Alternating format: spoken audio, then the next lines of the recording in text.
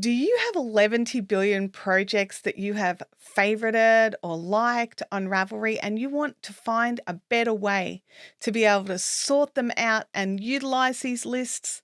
Well, we're going to jump in right now and have a look at how we can curate our lists. So let's start by going to the patterns page. And we can start with this profile. It doesn't have anything in its library. This is our testing profile.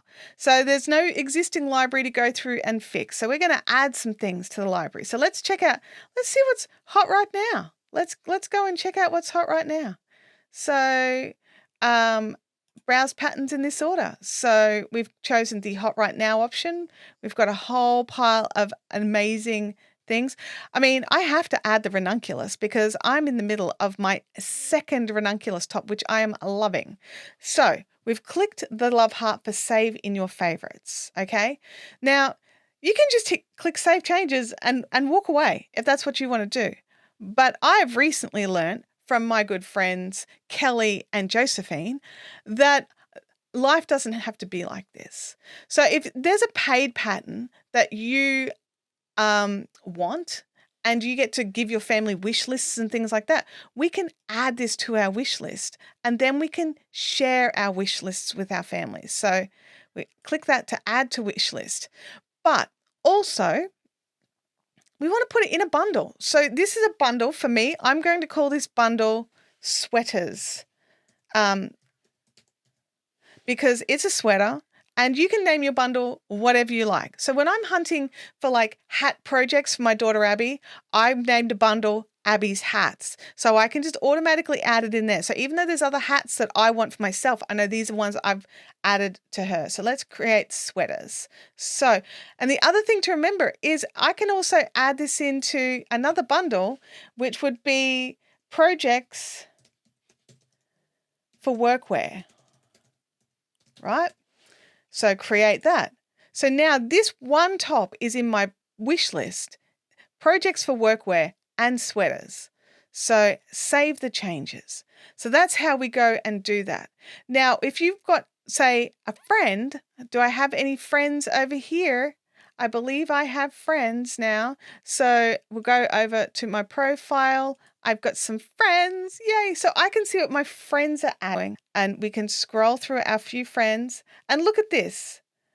Fiberific Shanti favorited this. So let's have a look at this top here. It is gorgeous. Look at that. We're going to add it to our favorites. I love saying Fiberific Shanti like it's not me. It's me.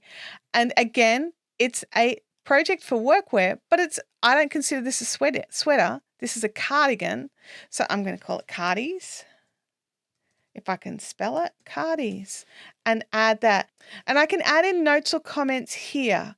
So I can add whatever I want here. And in here, I can add in optional tags if I don't want to create a new bundle for it. Say I just wanted to create easier tags for searching. I could just call it lace weight or let's call it lightweight cardi and click save changes.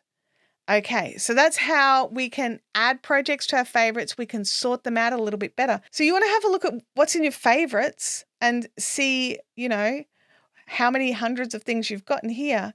You can go over here and check your favorites. You can click your favorites and it will show everything and it'll show the bundle. So we've got our wish list bundle, our cardi bundle, and then our projects for workwear bundles, and they're all there.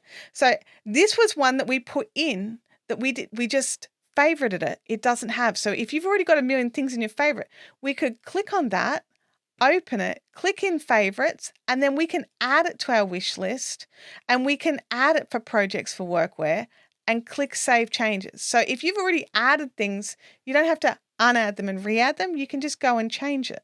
So if we want to go back to this, I'll just give this page a refresh. It's now in projects for workwear. It's in wish list. So now we've got more information on what we want. And see the tags that we added in show up down the bottom here. So if we wanted to just look for things that were lightweight, it would only show our lightweight things. If we wanted to look for things that just said cardi, in our tags, it'll just bring up the cardie. So you can really help to curate and to help you search through the myriad of things that you've added to your favorites list.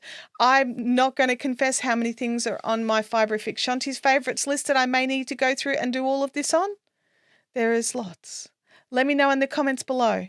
If this is helpful to you, and if you need to go into your favorites list and start curating some folders and some, wish lists, or if you're going to be a tag user and go through and use the tags, or if you're going to use all of the things, I would love to know in the comments area. I have another video here on ways to use Ravelry, and I hope that this helps you on your yarn crafting journeys. See you next time.